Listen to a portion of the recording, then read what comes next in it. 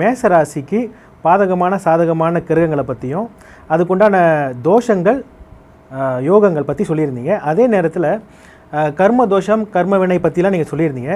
இப்போ இதுவே ரிஷப லக்னத்துக்கு கொஞ்சம் சொல்ல முடியுங்களா? இப்போ நீங்கள் லக்னம் அப்படின்னு பார்க்கும்போது என்ன எடுக்க போகிறீங்கன்னா, இப்போ மேஷன்னு ஒரு கேரக்டர் எடுத்துட்டோம், அடுத்து ரிஷபம் அப்படிங்கிற ஒரு கேரக்டர் எடுக்கிறோம். ரிஷபம் அப்படிங்கிறது பார்த்திங்கன்னா அது ஆடு, சண்டை போட்டுக்கிட்டே இருக்கும், முட்டிக்கிட்டே இருக்கும். மேஷம் ரிஷபமும் காலை தான், முரட்டு காலை தான், ஆனால் எப்போதும் சண்டை போடாது. அது எப்படின்னா ஜல்லிக்கட்டில் இறங்கும்போது சண்டை போடும், மற்ற நேரங்களில் சாதுவாக உட்காந்துருக்கும் இல்லையா. இது ரெண்டு தான். இப்போது காலைங்கிறது என்ன, உழைப்போட அடையாளம். இப்போ ரிஷப லக்கணத்தில் ரிஷபராசியில் பிறந்தவங்க உழைக்கிறதுக்கு என்றைக்கு சோம்பேறித்தனம் படுறாங்களோ அப்போ அவங்க கஷ்டத்தை சந்திப்பாங்க. சனி தானே யோகக்காரகன். இப்போ ரிஷபத்துக்கு பார்த்தீங்கன்னா யோகக்காரகன் அவர் தான், பாதகாதிபதியும் அவர் தான். அப்போ என்ன பண்ணணும்னா, உழைக்காமல் ஓய்வு எடுக்கணும்னு ஆசைப்பட்றாங்களோ அப்போ அவங்க சிக்கலை சந்திப்பாங்க. அல்லது உழைப்பதற்கு இவங்க தயாராக இருந்தும் வாய்ப்பு கிடைக்காம சில நேரங்களில் போது பார்த்தீங்களா, அப்போ அவங்க அந்த கஷ்டத்தை சந்திப்பாங்க. அப்போ மாடுங்கிறது எப்படின்னு பார்த்தீங்கன்னா, ஒரு பக்கம் உடல் உழைப்பை கொடுக்கும், இன்னொரு பக்கம் ரெஸ்ட்டில் அப்படி உட்காந்து இருக்கும்போது அசை போடுது இல்லையா, அப்போ மூளைக்கும் அது வேலையை கொடுக்கும். அப்போ ரெண்டுத்தும் அதை நம்ம எடுத்து பார்க்க வேண்டியதாக இருக்குது. ரிஷபம் அப்படின்னு வரும்போது அதுக்குரிய கிரகம் அப்படின்னு பார்த்தீங்கன்னா சுக்கிரன் தானே. ஆமாம். அப்போ இது மாட்டை சொல்கிறோம், ஒரு பக்கம் சுக்கிரனை சொல்கிறோன்னா, மாடுகள்லாம் எங்கெங்கெல்லாம் மேய்தோ ஏதோ ஒரு வகையில் அந்த இடத்துல ரிஷபராசியோட ஆதிக்கம் இருக்குதுன்னு தெரிஞ்சுக்கலாம். அப்புறம் இதை என்ன சொல்கிறாங்கன்னா, நிலங்களில் பல வகை நிலங்கள் இருக்குது. இதை நிலராசி அப்படின்னு ஒன்று சொல்லுவாங்க. முதல்ல ரிஷபராசியை சொல்லும்போது ரிஷபம் ஒரு நிலம், கன்னி ஒரு நிலம், நிலராசி. அப்புறம் மகரமும் ஒரு நிலராசி தான். இது பார்த்திங்கன்னா நஞ்சை நிலம் அப்படின்னு சொல்கிறாங்கல்ல. நஞ்சை நிலம்ங்கிறது நன்றாக செய்யப்பட்ட இந்த நீர்ப்பாசனம் உள்ள ஒரு வயல்வெளிகள், இதெல்லாம் பார்த்திங்கன்னா நஞ்சை நிலம். இது ரிஷபராசி. கன்னின்னு வரும்போது பார்த்திங்கன்னா அது ஒரு வறண்ட நிலம். மகரன்னு வரும்போது சதுப்பு நிலம். இது என்ன மூணு நிலம் தானே அப்படின்னு பார்க்கறதுக்கு முன்னாடி இந்த மூணுத்துக்கும் இவ்வளோ வித்தியாசங்கிறதையும் சேர்த்து பார்க்கணும். அதே மாதிரி நெருப்பு ராசி, நீர் ராசி எல்லாத்துக்குமே இந்த மாதிரி ஒரு விஷயங்கள் இருக்க தான் செய்யுது. அப்போ இந்த இடத்துல இப்போ நம்ம ரிஷபராசி இந்த ஜென்ரலாக அது அடையாளத்தை சொல்லிவிட்டு, இந்த அடையாளம்லாம் நம்ம சொல்லிட்டோம்ல, மாடு, பால் பண்ணை. ரெண்டாவது இந்த சுக்கிரனுங்கிறதும் நிதியை குறிக்கக்கூடிய ஒரு இடம் இல்லையா. அப்போ வங்கிகள் இருக்கக்கூடிய இடம், ஏடிஎம் இருக்கக்கூடிய இடம், நிதி நிறுவனங்கள் இருக்கக்கூடிய இடம் இது. அடுத்தது சுக்கிரன் துணியை குறிக்கக்கூடிய ஒரு கிரகம் இல்லையா. அப்போ டெக்ஸ்டைல்ஸ் இருக்கக்கூடிய இடம் இல்லையா. அடுத்தது இது சுக்கிரன் வாகனத்தை குறிக்கக்கூடிய இடம் இல்லையா. அப்போ வாகனம் சம்மந்தப்பட்ட உதிரி பாகங்கள் சம்மந்தப்பட்டது, கார் ஷோரூம், இதெல்லாம் இருக்கிற இடம் எடுக்கலாமா? எடுக்கலாம். அடுத்தது இப்போ சுக்கிரன்னாலே உங்களுக்கு பெண்கள் சம்மந்தப்பட்ட விஷயங்கள் எடுக்கிறோம் இல்லையா. அப்போ ஒரு வீட்டில் பெண் ஆதிக்கம் அதிகம் உள்ள வீடு. பெண் ஆதிக்கம் அதிகம் உள்ள வீடுனா பெண்களோட எண்ணிக்கை அதிகமாக இருக்கும் ஆண்களை விட. அப்படி இல்லாட்டி கூட எத்தனை ஆண்கள் இருந்தாலும், இப்போ நான் சொன்னால் யாரும் கேட்க மாட்டாங்கப்பா, எங்கள் ஒய்ஃபு சொல்கிறது கேளுங்க அப்படிம்பாங்க. சில பேர் எனக்கு எதுவும் தெரியாது, எங்கள் மருமக சொன்னால் கேட்டுக்கம்பாங்க. இன்னும் சில வீட்டில் பார்த்தீங்கன்னா எங்கள் அப்பத்தா ஒன்று இருக்குது, வயசான காலத்தில் அதை கேட்காம நாங்கள் எந்த முடிவும் எடுக்க மாட்டாங்கங்கிறாங்கல்ல. அது மாதிரி பெண்கள் ஆதிக்கம் அல்லது பெண்களோட எண்ணிக்கை நிறைந்த இடங்கள், இது எல்லாத்தையும் சேர்த்து சொல்லுவாங்க. இந்த ஃபர்னிச்சர் ஷோரூம், இந்த மாதிரி அழகு சாதன பொருட்கள் எல்லாமே சேர்கிற இடம், லேடிஸ் ஹாஸ்டலில் கூட எடுத்துப்பாங்க. இது ராசிக்காரகத்துவம், ராசிக்கான ஒரு அடையாளம். இது எல்லா ராசிக்காரங்களும் இருக்குமானா இருக்காது. இவங்க இருக்கிற இடத்த சுற்றி ஏதாவது ஒரு சில அடையாளங்கள் இருக்கலாம், இல்லாமலும் போகலாம் இல்லையா. எது வேணாலும் இருக்கலாம். இப்போ பேங்க் எப்படி இருந்தாலும் இருந்தானே ஆகணும். நீங்கள் ஒரு ஏடிஎம் இருக்க தானே செய்யும். கிராமமாக இருக்கிற பக்கத்தில் வயல் இருக்கும், மாடு இருக்கும். டவுனுக்கு வந்துட்டிங்கன்னா ஏதோ ஒரு ஏடிஎம் இருக்கும், பேங்க் இருக்கும்ல. அப்போ இது எல்லாத்தையும் ஒட்டு மொத்தமாக நம்ம வச்சு தானே சொல்கிறோம். அப்போ இதை எடுக்கும்போது ஜென்ரலாக இது ரிஷபராசியை புரிஞ்சுக்கிறதுக்கும் ஒரு கான்செப்டை வச்சுக்கிட்டு இப்போ ரிஷப லக்கணத்துக்கு வாங்க. இப்போ ரிஷப லக்கணம் அப்படின்னு எடுக்கும்போது பார்த்தீங்கன்னா, ரிஷப லக்கணத்துக்கு யோகம் செய்யக்கூடிய கிரகங்கள் என்னென்ன, அதுக்கு எதிரான கிரகங்கள் என்னென்ன, அப்படி தானே முதல்ல பார்க்கணும். அப்போ ரிஷபத்துக்கு யோகம் செய்யக்கூடிய கிரகங்கள் என்னென்ன, அது முதல்ல சுக்கிரன் இல்லையா. லக்னாதிபதி யார்? சுக்கிரன் தானே. அவரே 6ஆம் இடத்துக்குரிய கிரகம் தானே. ஆமாம். அப்போ இது ரெண்டுத்தையும் சேர்த்து தான் கணக்கு போடணும். அப்போ லக்னத்துக்குரிய கிரகமே 6ஆம் இடத்துக்கும் உரிய கிரகம்ங்கிறதுனால என்ன பண்ணுவது, கடன் வம்பு வழக்கெல்லாம் கொடுத்து அப்புறம் தான் நம்ம மீண்டு வரணும். என்ன தான் வசதி வாய்ப்புகள் இருந்தாலும் அது கொஞ்சம் இருக்கும் கூடவேங்கிறத முடிவு பண்ணிக்கணும். ஆனால் மீண்டு வந்துடலாம், இப்படி முதல்ல எடுக்கணும். இதில் சில பேர் சொல்லுவான், ரிஷப லக்கணம் ரிஷபராசியில் பிறந்தாலே அவங்களுக்கு கலத்திர தோஷம் அப்படின்னு ஒன்று ஆரம்பிப்போம். அது எப்படி கலத்திர தோஷமாகும்? அப்போ துலாம் லக்கணத்தில் பிறந்தவங்களுக்கும் கலத்திர தோஷம் தானே ஆரம்பிக்கும். ஏன்னா சுக்கிரன் கலத்திரத்தை குறிக்கக்கூடிய ஒரு கிரகம். அது 6ஆம் இடத்துக்கும் அதிபதிங்கிறதுனால அவங்களுக்கு கலத்திர தோஷம் இருக்கும் அப்படிம்பாங்க. இன்னும் சில பேர் புத்திசாலித்தனமாக எனக்கு நெய் தோசை பிடிக்கும், என் பொண்டாட்டிக்கு நெய் தோசைனே போட தெரியாதெல்லாம் பேசிகிட்டு இருப்பாங்க. புரியுதா? அப்போ சுக்கிரன் என்ன கிரகங்கிறத ஒன்று பார்க்கணும்ல. சுக்கிரன் எதை குறிக்கிற கிரகம்? மகிழ்ச்சியை குறிக்கக்கூடிய கிரகம் தானே. ஆண் பெண் சங்கமத்தை குறிக்கக்கூடிய கிரகம் தானே.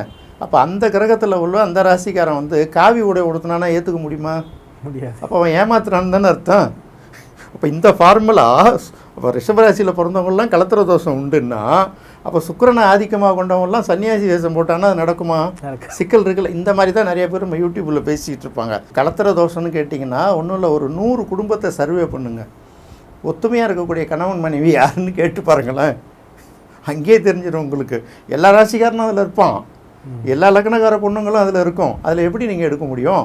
இதையெல்லாம் கடந்து அதையும் தாண்டி ஒரு மெச்சூரிட்டியும் ஒரு அண்டர்ஸ்டாண்டிங் வரும்போது ஆட்டோமேட்டிக்காக அந்த குடும்பத்தில் அமைதி நிலவும். இந்த மெச்சூரிட்டி அண்டர்ஸ்டாண்டிங் வர்றதுக்குள்ளே லைஃப் முடிஞ்சிட்டு போகிறது தான் பெரிய பரிதாபம். இதில் என்ன ரிஷபராசிக்கு என்ன தனியாக இருக்குது, அப்புறம் துலாம் ராசிக்கு என்ன? சும்மா சொல்கிறது இந்த மாதிரி கதையை அப்படி எடுத்துக்கிறது. அப்போ இதில் என்ன எப்படி கலத்திர தோஷம் இருக்கும் ரிஷப லக்னத்துக்குன்னா? அதெல்லாம் கலத்திர தோஷம்லாம் கிடையாது. அவங்க ஜாதகத்தில் கலத்திரத்தை குறிக்கக்கூடிய கிரகம் எங்கேயாவது இருந்தால் தான் கலத்திர தோஷம். இங்கேயே வச்சுக்கிட்டா இப்போ நீங்கள் சுக்கிரனையே லக்னகாரகனாக வச்சுக்கிட்டு ராசிநாதனாக வச்சுக்கிட்டு நான் வந்து சன்னியாசி வேஷம் போகிறோன்னா முடியுமா? சும்மா ஏதாவது சொல்லி விட்டு போகிறது தானே. அப்படி ஒரு பக்கம். அதுக்கப்புறம் பார்த்தீங்கன்னா இதுக்கு என்னென்னத்தெல்லாம் யோகம் செய்யக்கூடிய கிரகம் அப்படின்னு பார்த்தீங்கன்னா, சுக்கிரனுக்கு ரொம்ப நெருக்கமான நட்பு கிரகம்னா புதன் ஒரு ரொம்ப நட்பு கிரகம் இல்லையா? புதனை விட்டிங்கன்னா சனி தான். இப்படி எடுத்துக்கணும் சார். எப்படின்னா இந்த சூரியன், சந்திரன், செவ்வாய், குரு இது 4மே வந்து பார்த்திங்கன்னா இது ஒரு டீம். இந்த பக்கம் பார்த்திங்கன்னா அது வந்து சிவனுடைய டீம்னு வச்சுக்கோங்களேன். சூரியன், சந்திரன், செவ்வாய், குருலாம் இது வந்து பார்த்திங்கன்னா பெருமாளுடைய டீம் அப்படின்னு எடுத்துக்கணும். இப்போ இதில் என்னென்ன வருது அப்படின்னு பார்த்தீங்கன்னா, சுக்கிரன் அவர் ஒரு பெருமாளாச்சா, புதன் அவர் ஒரு பெருமாளாச்சா, அப்புறம் சனி இவர் ஒரு பெருமாள். இந்த பெருமாளில் 3 பெருமாளுக்குமே வித்தியாசம் இருக்குது. சுக்கிரனுங்கிறவர் வந்து சயன திருக்கோல பெருமாள், ரங்கநாத பெருமாள் வச்சுக்கிறான். அடுத்தது சனிங்கிறது வந்து அமர்ந்த திருக்கோல பெருமாள். அமர்ந்த திருக்கோல பெருமாள்னால் யார் எடுக்கலாம்? நரசிம்மர் எடுக்கலாமா? இன்னும் எந்த பெருமாள் உட்காந்துருக்கிற தோரணையில் இருக்காங்களோ இவங்க தான் சனி. அப்புறம் நின்ற திருக்கோல பெருமாள்னு ஒன்று எடுப்பாங்க. வெங்கடேச பெருமாள் நின்றுக்கிட்டு தானே இருப்பார் திருப்பதியில். உப்புளிப்பன் கோயில் பெருமாள் நின்றுக்கிட்டு தானே இருப்பார். அப்போ அந்த பெருமாள்னு வந்தாலே புதனா சுக்கிரனா சனியான்னு ஐடென்டி பண்ணுறதுக்கு இப்படி 3 கண்டுபிடிக்க வேண்டியதாக இருக்கும். இதை தெரிஞ்சுக்கிட்டிங்கன்னா தான் உள்ளார இறங்க முடியும். அப்போது புதன் சுக்கிரனுடைய இந்த ரிஷப லக்னத்துக்கு உரிய கிரகங்களில் புதன் ஒன்று. சுக்கிரன் லக்னாதிபதியாக வந்ததுனால சுக்கிரன் எடுத்துக்கிறோம். அதுக்கு நட்பு கிரகமான புதன் ஒன்று.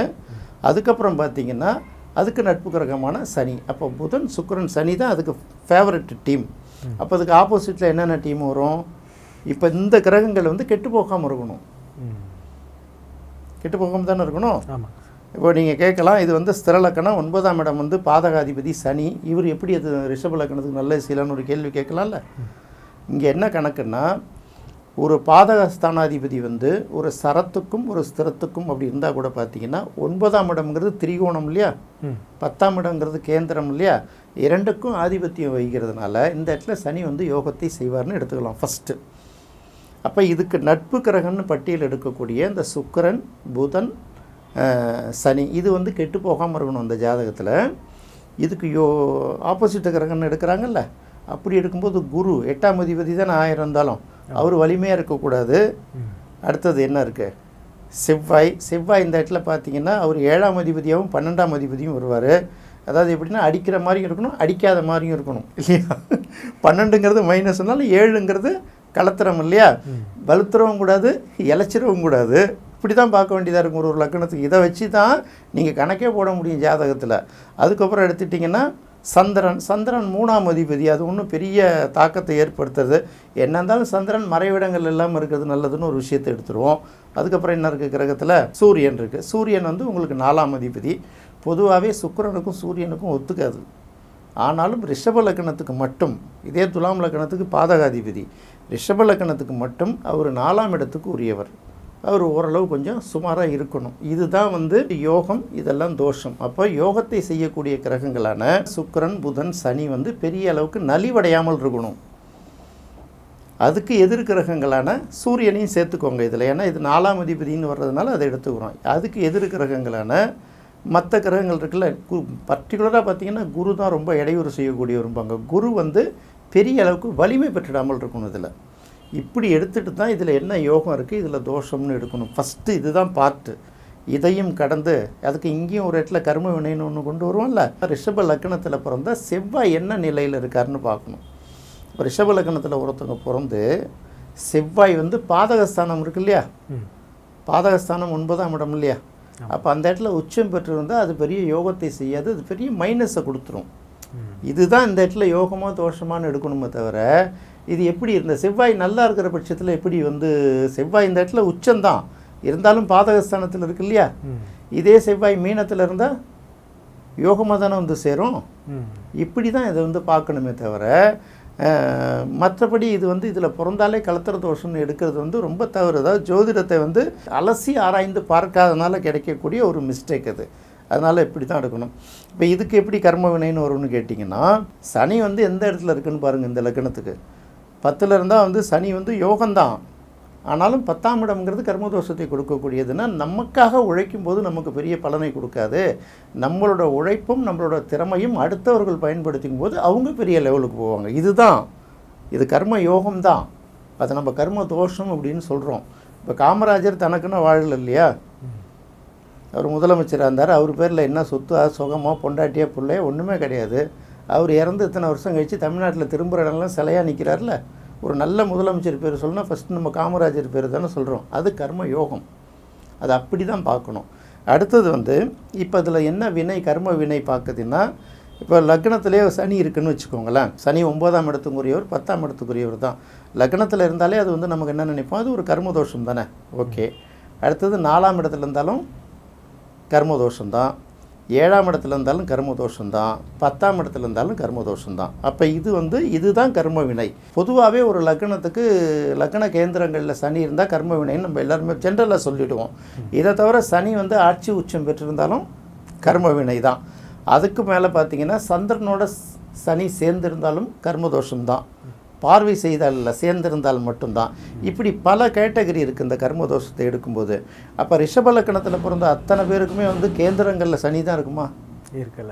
சில பேருக்கு 3ஆம் இடத்துல இருக்கலாம், 2ஆம் இடத்துல இருக்கலாம், 12ஆம் இடத்துல இருக்கலாம், 8 எங்கே வேணாலும் இருக்கலாம் இல்லையா? அப்போ எப்படி இதில் பிறந்தாலும் இதுதான் கர்ம வினைன்னு எடுக்கிறது? அதுவே அந்த கான்செப்டே தவறு. அப்போ கர்ம வினைங்கிறது வந்து சனி இருக்கிற இடத்த வச்சு தான். கர்மதோஷம் நமக்கு பாதிக்குது, கர்ம யோகம் நமக்கு இருக்குது அப்படின்னு பார்த்தீங்கன்னா, லக்ன கேந்திரங்கள் இருக்கான்னு முதல்ல பார்க்காம எந்த முடிவும் எடுக்க முடியாது. எல்லா லக்னத்துக்கும் சனி கேந்திரங்கள் இருந்தால் தான் நீ கர்ம வினைக்கே போக முடியும். அது எப்படி இதை விட்டுட்டு நம்ம போக முடியும்? அப்போ இங்கே பேசிக்கே தவறாகுது இல்லையா? அதனால தான் சொல்கிறோம், சனியோட அமைவிடத்தை வச்சு தான். சரி, ரிஷப லக்னத்துக்கு சனி யோகக்காரர் தானே, அவர் 7ஆம் இடத்துல இருந்தாருன்னா அப்படிலாம் பார்க்கக்கூடாது.